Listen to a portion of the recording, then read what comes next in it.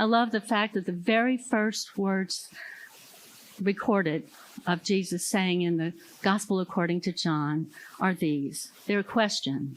What are you looking for? He asks. Another translation says, what do you seek? Another translation says, what do you want? But no matter how you put it, I think it's a good question, and possibly one of the most important questions you and I will ever ask of ourselves in the course of a lifetime. In other words, what is the meaning and purpose of your life? What is your reason for being? What about you? What are you looking for in this life? In his book, Meeting Jesus Again for the First Time, Marcus Borg writes that most people are looking for what he calls the 3 A's: achievement, affluence, and appearance. You watch TV, look at the ads, read magazines, and you see it's really true. Achievement, affluence, and appearance. These are the dominant values in our culture.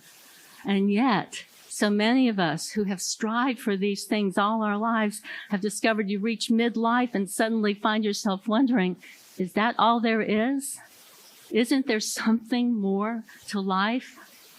As the great Thomas Merton once put it, people spend their whole lives climbing the ladder of success only to find when they reach the top that the ladder was leaning against the wrong wall.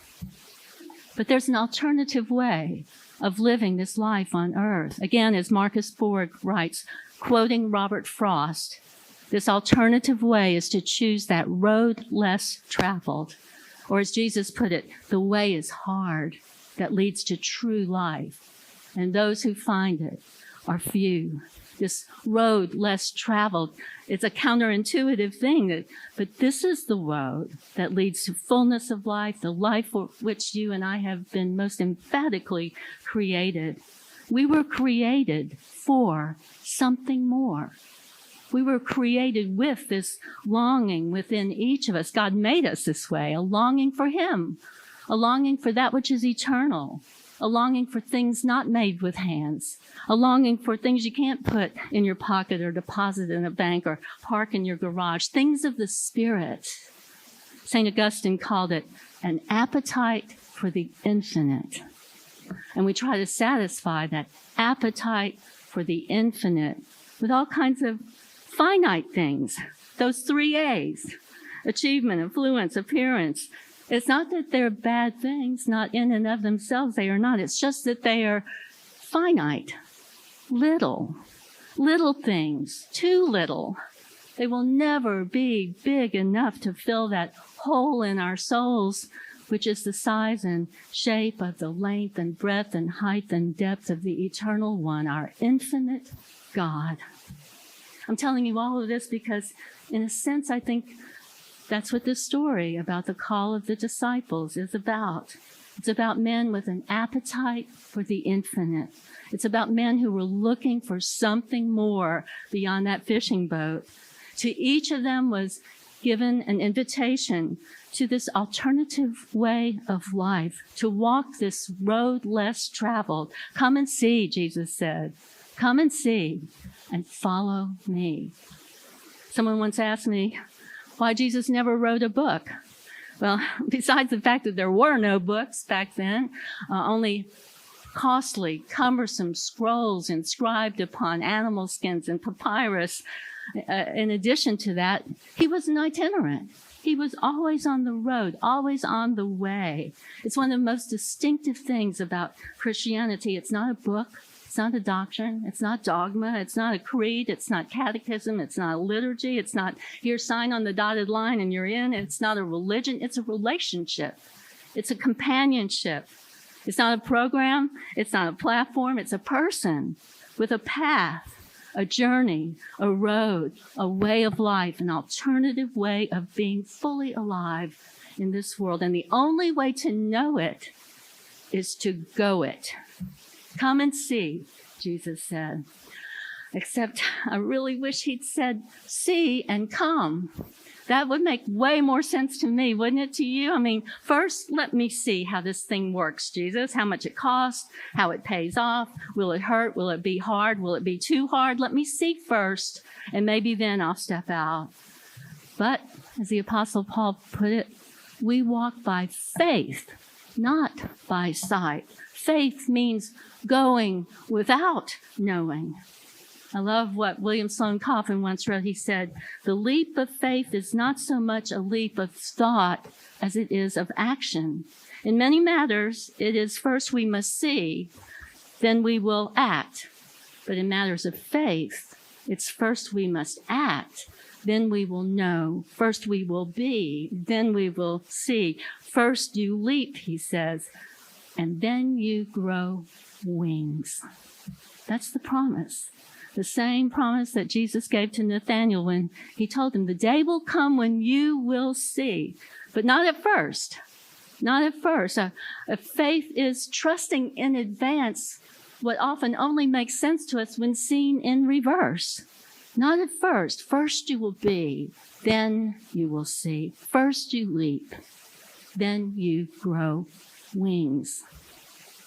I read that many years ago when the great explorer David Livingstone was exploring the heart of Africa, deep in the jungles of the heart of the continent. He was for many months shut off from all of the rest of the world. One day a messenger managed to find him in the heart of the jungle, bearing a letter from Livingstone's superiors. And the letter asked him, "Have you found a good road to where you are? Because if so, we want to send more men to join your expedition." Livingstone's reply was, "If you have men who will come only if they know there's a good road, I don't want them. I want men who will come if there is no road at all." Because sometimes, as the poet Mikado put it, we make the road by walking. We make the road by walking. And friends, that takes faith. Did you know there was a study years ago that's done at Yale University marketing department about what the most persuasive words in the English language were? And do you know what they are? Safety, security, money, results, proof, guarantee. These are the strongest drive within us to be safe, to resist change with all our might, to stay the way we are, to keep our fine fancy shoes in the box, to keep our fine china in the cabinet, take it out only at Christmas, to keep our faith on the shelf and take it down for 1 hour on one day a week. These shoes, though, are made for walking, and our faith is made for risking, for following. The life of faith is not an armchair proposition. You know, the symbol of our faith has never been an armchair. The symbol of our faith is a cross. Faith is not an armchair, but an adventure, a way, a road less traveled, and sometimes no road at all. I love the story that Wes Seeliger tells about when he was just 5 years old, playing in his grandmother's dusty, musty, dark living room, which she never used. He'd play in there with all his toy cars, and this for him is a serious business. He would line up all his cars and fire trucks and tractors and engines in a huge circle, everything in its perfect place. And since his grandmother rarely used that living room, he was able to leave it up for days on end, his circle of cars. And every day he would come in and admire his perfect little car kingdom, maybe make an adjustment here and an adjustment there to perfect that circle of cars. And then he would just sit there and bathe in peace and contentment in his little car kingdom. Then came Susan, he said. Susan, his little live wire 3-year-old cousin. She took one look at his perfect little circle of cars and she charged like a kamikaze. And in less than 5 seconds, it was newt. He was terrified. She was laughing and squealing, and he was crying and screaming, having a major meltdown. Grandmother rushed into the room to see who was being murdered. It was such a huge trauma for little Wes. And that night, 5 years old, he had to be rocked to sleep by his grandma. Rocked to sleep, but how could he sleep when his whole world had just been swept away? The next morning, they got up to survey the damage, and his number one goal was to put it back the way it had been. That's when Susan made the outrageous suggestion that they take it all outside and play with it all outside. Outside, that had never crossed his mind. No way.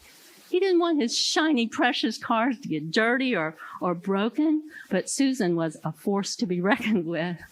And he gave in.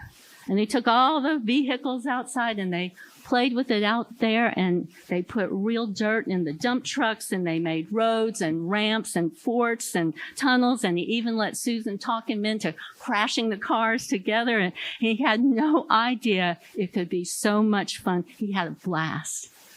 But many years later, Seeliger would write that Susan had taught him everything he needed to know about faith. Faith, he said, is the freedom to leave the dark, dusty living room and risk what you love the most in the great outdoors. That's right. Because faith is not an armchair in a dusty, musty living room. It's an adventure on a road. It's a risk on a road less traveled. But remember, how does Robert Frost end that poem, The Road Less Traveled? He says, I took the road less traveled by, and that has made all the difference. Come and see. You will see. In the name of the Father, and of the Son, and of the Holy Spirit.